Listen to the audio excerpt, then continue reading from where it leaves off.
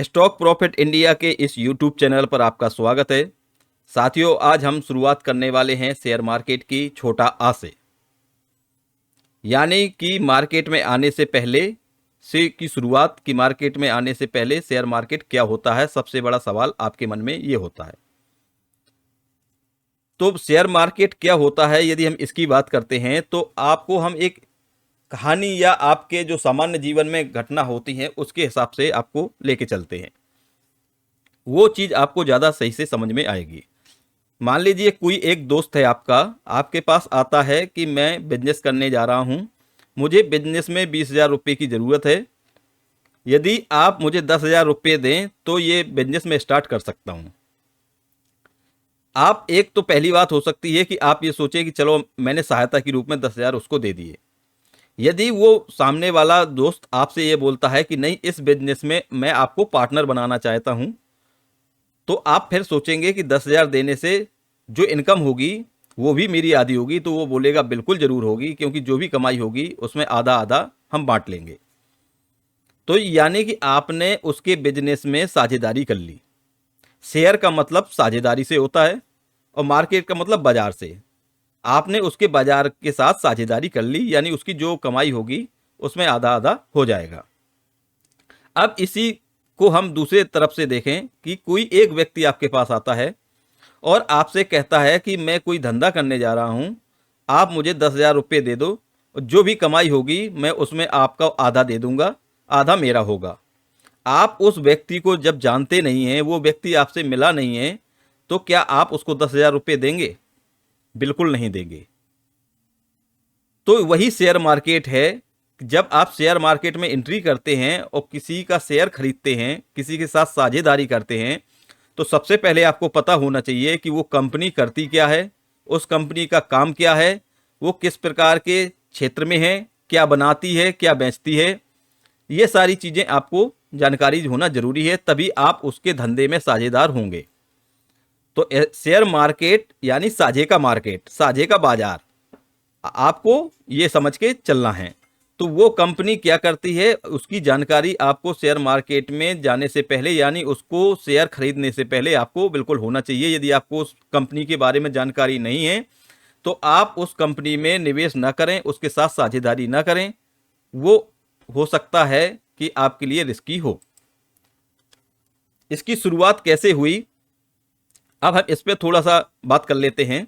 इसकी शुरुआत लगभग 400 साल पहले डच इंडिया, जो नीदरलैंड है इस समय देश, वहाँ की कंपनी होती थी डच ईस्ट इंडिया। उन्होंने शुरुआत की थी 400 साल पहले। वो जहाज़ों से दूसरे देशों को खोजा करते थे और वहाँ पे जाके अपना बिजनेस किया करते थे। तो उनका जो सामान होता था वो अपने देश से ले जाते थे, वहाँ बेचते थे, उनका सामान अपने जहाज़ों में रख के लाते थे और अपने देश में बेचते थे। ये उनका धंधा हुआ करता था।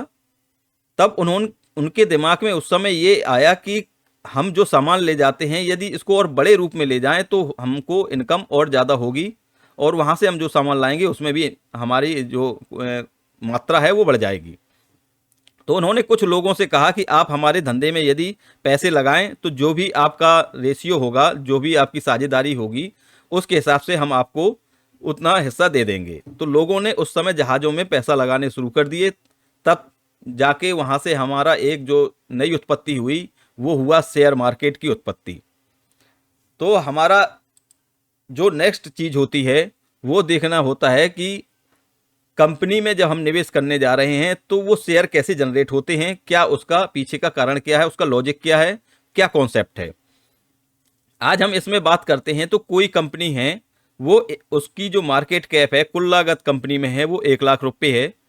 अब वो सोचती है कि मैं शेयर मार्केट में जाऊं और अपने शेयर को बेच के जो पैसा मिलेगा उससे मैं या तो कंपनी को बढ़ाऊंगा या और नई कंपनी खोलूंगा, जो भी उसका उद्देश्य हो सकता है।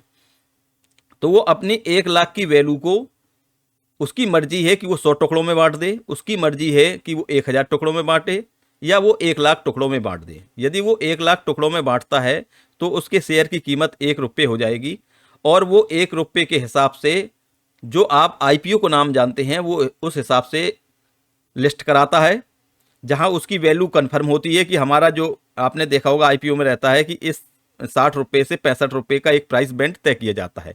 तो वहाँ भी उसकी वैल्यू तय की जाएगी कि उसकी जो वैल्यू है वो 90 पैसे से और ₹1.10 के बीच में होगी।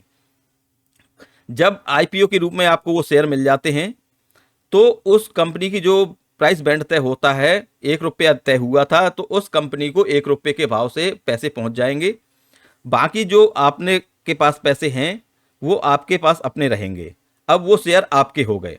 उसके बाद आता है नया खेल होता है, वो शुरू होता है स्टॉक एक्सचेंज का।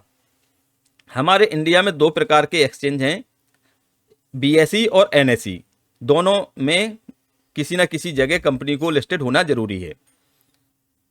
अब हम बात करते हैं कि जो आपके पास स्टॉक मिल गए, आपको जो शेयर मिल गए आईपीओ में, अब उस शेयर में तेजी या मंदी कैसे आती है, वो काम होता है एक्सचेंज का। अब यहाँ से प्रमोटर का जो काम है, यानी जो कंपनी का मालिक था उसने आपको शेयर बेच दिए, उसका काम खत्म हो गया। आपने जिस प्राइस पे उसके शेयर लिए थे वो पैसे उसके पास पहुंच गए।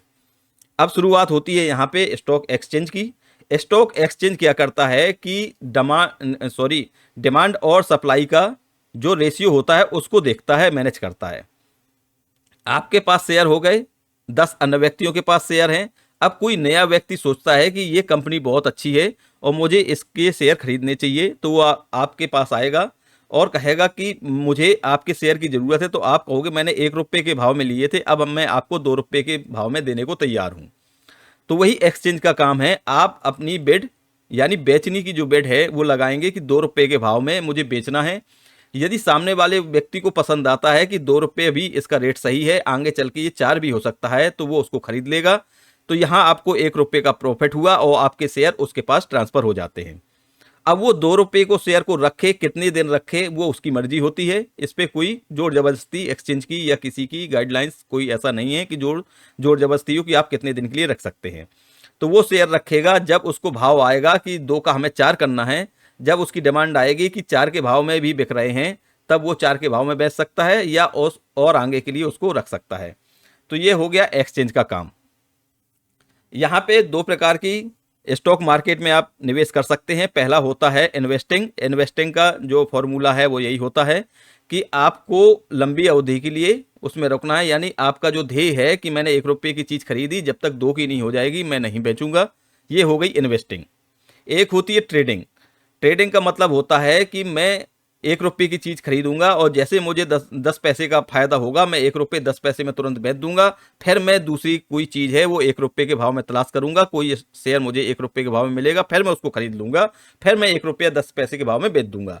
तो ट्रेडिंग हमेशा ज़्यादा क्वांटिटी के साथ होती है और यहाँ पे जो रेशियो होता है ग्रोथ का वो कम होता है। यहाँ छोटे मार्जिन पे काम किया जाता है, ये कहलाती है ट्रेडिंग।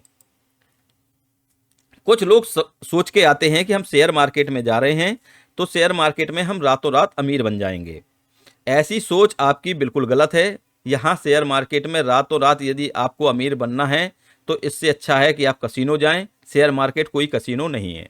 यहाँ रातों रात कोई अमीर नहीं बनता है। यहाँ आपको बिजनेस के तौर पे, जैसे आप एक दुकान की शुरुआत करते हैं, उसको सुबह जाते हैं, समय से खोलते हैं, शाम को समय से बंद करते हैं, दिन में जो ग्राहक आते हैं उनके साथ अच्छा बर्ताव भी करते हैं, तभी आपका वो बिजनेस चलता है। इसी प्रकार से आप इसको देखिए, एक गैम्बलिंग के रूप में शेयर मार्केट में ना आए, नहीं तो यहाँ पे आपको लॉस के अलावा कुछ प्राप्त नहीं होगा। अब चलते हैं हम और नई शुरुआत की तरफ। तो सबसे पहले किसी कंपनी में निवेश करने से पहले आपको उसके फंडामेंटल जानना बहुत ज़रूरी होता है। फंडामेंटल में आपको हम समझाते हैं एक साधारण भाषा में। यदि आपको कोई मकान खरीदना है तो आप वो मकान देखने जाते हैं। मकान देख अंदर जैसे उसमें एंट्री करते हैं, सबसे पहले आप देखते हैं कि उसके दरवाजे मजबूत लगे हैं या नहीं लगे हैं। चलिए, दरवाजे मजबूत हैं, तब अंदर जाते हैं कि उसमें जो दीवारें हैं उसमें जो पलस्तर है वो सही है कि नहीं है, उसमें जो माल लगा है वो सही है कि नहीं, कोई दीवार कहीं से क्रैक तो नहीं है, या जो इसमें मटेरियल यूज किया गया है वो कमज़ोर तो नहीं है। ये सारी चीज़ें आप देखते हैं। तो यही चीज़ कहलाती है फंडामेंटल। यानी कंपनी में निवेश करने से पहले आपको देखना है कि उसकी कितनी मजबूती है, उसकी दीवारें मजबूत है, उसकी छत मजबूत है, उसके दरवाजे मजबूत हैं। जब ये सारी चीज़ें आपको मिल जाएँ कि मजबूत हैं तो ये कहलाता है फंडामेंटल। तब आपको जाके कंपनी में निवेश करना है। अब आते हैं हम इससे और बड़े चीज़ में जो कहलाता है स्किल। किसी धंधा करने से पहले आपको एक स्किल आना जरूरी होता है। और स्किल में बात करें तो वो चीज़ होती है जिसको हम लगातार आपको बोलते हैं, वो शब्द यूज करते रहते हैं, वो होता है टेक्निकल। तो स्किल का शुरुआत होती है टेक्निकल से। जब टेक्निकल की हमें जानकारी हो जाती है कि हम चार्ट को कैसे पढ़ते हैं, उसमें कैसे लेवल निकालते हैं, तब आपको एक सही समय मिलता है डिसाइड करने का कि किस समय हमें किस कंपनी के शेयर खरीदने चाहिए और किस समय हमें बेचने चाहिए। उसको कहते हैं स्किल, और वो आती है टेक्निकल ज्ञान से।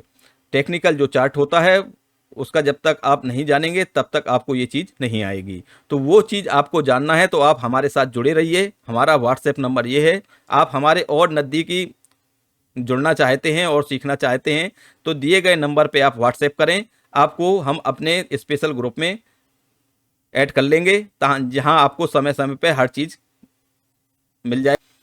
चलिए अब हम मिलते हैं नए किसी वीडियो में नई इन्फॉर्मेशन के साथ। वहां हम बात करेंगे कि आपको निवेश करने से पहले अपना अकाउंट कैसे ओपन करना है और अकाउंट कहां पे हम ओपन करें जो कि इजी हो और हमारे चार्जेस कम हों। तब तक के लिए आपसे धन्यवाद। मिलते हैं नेक्स्ट वीडियो में।